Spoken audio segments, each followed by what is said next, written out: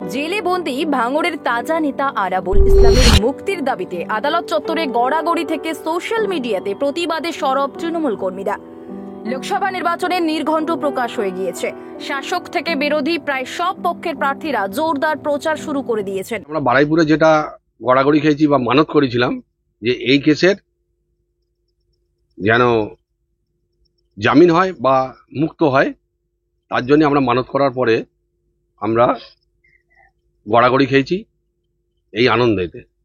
যে দাঙ্গা হাঙ্গামা যা করেছে, খুন খারাপি করেছে, সবাই মিলে করেছে। আর এখানে আরাবুলকে তো বলির পাটা করা হচ্ছে। কি বলবেন? ওরা লেজে কাটবে না মুড়োয় কাটবে ওদের ব্যাপার। আমি কেবল দুটো লাইন বলতে পারি, বাড়বে যত আরাবুল মুছে যাবে কি। যাদবপুর লোকসভা কেন্দ্রের অত্যন্ত গুরুত্বপূর্ণ ভাঙড় বিধানসভা, আর সেই ভাঙড়ের ভোট মেশিনারি আরাবুল ইসলাম তিনি এবার ভোটের ময়দানে নেই।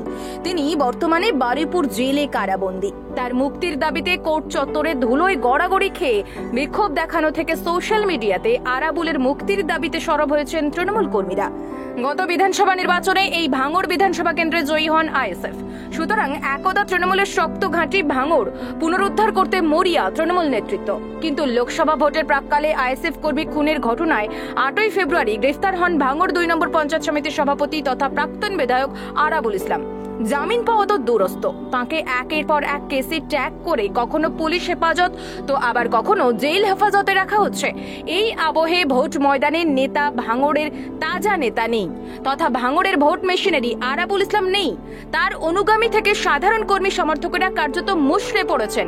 আরাবুল ইসলামের মুক্তির দাবিতে ইতিমধ্যে ফেসবুক তথা সোশ্যাল মিডিয়াতে সরব হয়েছেন বহু তৃণমূল কর্মী থেকে আরাবুল অনুগামীরা। কেউ ফেসবুক পোস্ট করে লিখছেন আরাবুল ইসলাম নির্দোষ, তাকে অবিলম্বে মুক্তি দেওয়া হোক। আবার কেউ ফেসবুক ওয়ালে পোস্ট করছেন আরাবুল ইসলামকে মিথ্যা কেসে জেলে ভরা হয়েছে, তাকে অবিলম্বে মুক্তি দেওয়া হোক। এক আরাবুল অনুগামী তৃণমূল নেতা বলেন, দাদাকে প্রথমে আইএসএফ কর্মী খুনের ঘটনায় উত্তর কাশীপুর থানা গ্রেফতার করে, তারপর জিরেনগাছার ঝামেলায় পোলেরহাট থানা দাদার পুলিশ হেফাজত নেয়।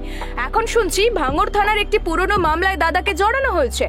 নাম প্রকাশে অনিচ্ছুক আরও এক আরাবুল অনুগামী তৃণমূল কর্মী বলেন, এসব হচ্ছে চক্রান্ত।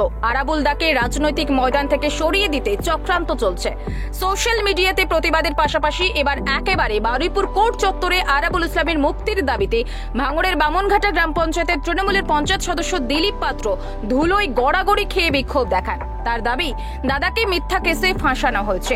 দাদার মুক্তির জন্য ঠাকুরের কাছে মানত করেছে, কোর্ট চত্বরে ধুলোয় গড়াগড়ি খেয়েছি।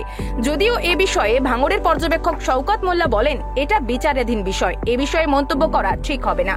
স্থানীয় সূত্রে জানা গিয়েছে, ভাঙড় 2 নম্বর ব্লকের 10টি অঞ্চলের মধ্যে বিস্তীর্ণ এলাকায় আরাবুল ইসলামের প্রভাব যথেষ্ট।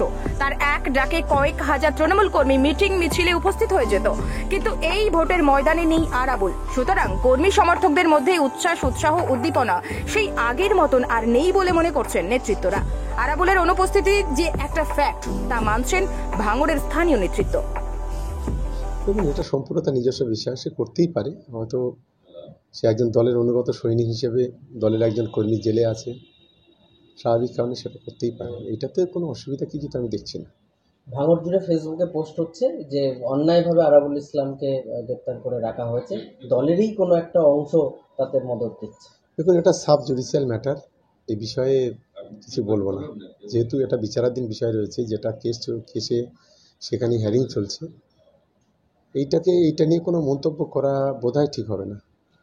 পঞ্চায়েত সদস্য দাবি করছে যে তাকে মিথ্যা কেসে ফাঁসানো হয়েছে, যে শাসক দলের মধ্যে তাকে কীভাবে মিথ্যা কেসে ফাঁসানো? দেখুন, আইএসএফরা তো অনেক মিথ্যা কেস আমাদের নামে করেছে, সেই হিসেবে হয়তো সে বলেছে। কারণ আইএসএফরা যে কমপ্লেনটা করেছে সেই কমপ্লেনটা তো সম্পূর্ণ মিথ্যা, এটা তো আর নতুন কিছু না, এটা তো একেবারে ঠিকই বলেছে। ভাঙড় একের একটি তৃণমূল নেতা তার বাড়িতে গুলি চালানোর ঘটনাতেও নতুন করে নাম জানানো হয়েছে আরাবুল ইসলামকে। দেখুন, এটা প্রশাসন কিভাবে বিষয়টা দেখছে আমি জানি না, এটা সম্পূর্ণ আইনের বিষয়। আমরা সবাই অনুরোধ করবো এইটুকু প্রশাসনের, যে মিথ্যা কেসে কাউকে না ফাঁসানো বা মিথ্যা কেসে কাউকে না দেওয়া। যদি সে কেউ যুক্ত হয় 100 বার তার নাম যুক্ত হোক, কোনো আপত্তি নেই। সেটা পুলিশ প্রশাসন সঠিকভাবে ইনভেস্টিগেশন করে যদি মনে হয় যে কেউ জড়িত, নিশ্চিতভাবে দিতে পারে। আপনার শখের গাড়িটি আপনি সার্ভিস করতে চান, চলে আসুন A to Z কার শোরুমে। সব ধরনের 4 হুইলার, আধুনিক উন্নত মেশিন সহ অভিজ্ঞ মিস্ত্রি দ্বারা পালিশ করানো হয়। কলকাতা বা নিউ টাউনে থেকে কম খরচে সার্ভিস করতে পারবেন। ঠিকানা ভাঙড়ে Hatishala 6 lane K1 bus stand. যোগাযোগ 9832362414 নম্বরে। কিন্তু এটা কি কারা করছে, কিভাবে করছে, কেন করছে, এটা ঠিক আমার জানা নেই। আমি নিশ্চিতভাবে যখন বিষয়টা শুনলাম, আমি গতকালকে শুনেছি হাকিমুলের কাছ থেকে, এই বিষয় নিয়ে নিশ্চিতভাবে প্রশাসনের সঙ্গে কথা বলব। এরা ফজল করিম, যে ফজলা করিমের যে বাড়ি গুলি চলেছিল, সেই কেসের আজকের কোর্টে উঠেছিল, সেই কেস দাঁড়াতে পারিনি। সেটা আমরা জয়যুক্ত হয়েছি, বা আমাদের আরাবুলদারের পক্ষে জয়লাভ হয়েছে। আরাবুল ইসলাম না, সেটা এখন বলবো না। আমরা চাই উনি ভালোভাবে বাড়ি আসুক, ভোটটা যাতে ভালোভাবে হোক, আমরা এটাই চাই। কেন আমাদের প্রার্থী সাইনি ঘোষ, তাকে জয়যুক্ত করে জিতিয়ে লক্ষাধিক ভোটে আমাদের জয় করতে হবে। সেটা এখন আমরা বলবো না কিছুই। এর সত্যের প্রকাশ হবেই, একদিন না একদিন হবেই। এটা আমরা ভগবানের কাছে চাই যে লোক সত্যের পথে আছে, সত্যের পথ থেকে ফিরে আসুক। আরাবুল ইসলাম দলের জন্য এটা নিয়ে 4 বার তার জেল খাটা, এটা তার চৌথবার জেল খাটা। এর মানে একের পর এক কেস দেওয়া হচ্ছে। আপনাদের দলের পক্ষ থেকে বা তৃণমূলের দলের পক্ষের উপর নেতৃত্ব কাউকে জানিয়েছেন বিষয়টা নিয়ে? না, আমরা অনেকে জানিয়েছিলাম, তারা বললো যে আইনের পথে চলবে, আইনের লড়াই হবে, সত্যের জয় তো হবেই, উনি মুক্ত হয়ে বাড়ি আসবে। আরাবুল এই মিথ্যা কেসে তিনি নির্দোষ, তিনি মিথ্যা কেসে তিনি জেল খাটছেন। আমাদের দলনেত্রী, বিশ্বের সেরা, বাংলার গর্ব মমতা বন্দ্যোপাধ্যায়ের কাছে আবেদন করছি, এবং আমাদের সর্বভারতীয় তৃণমূল কংগ্রেসের সাধারণ সম্পাদক অভিষেক বন্দ্যোপাধ্যায়ের কাছে আবেদন করছি যে আরাবুল ইসলামের নিঃশর্তে মুক্তির দাবি চাই ভাঙড় থেকে। এবং সোশ্যাল মিডিয়ায় একেবারেই আরাবুল ইসলামের মুক্তি চায়, আরাবুল ইসলামের নিঃশর্তে মুক্তির দাবি চাই। এটা নিয়েই একেবারেই ঝড় উঠেছে সোশ্যাল মিডিয়ায়, নেট দুনিয়ায়।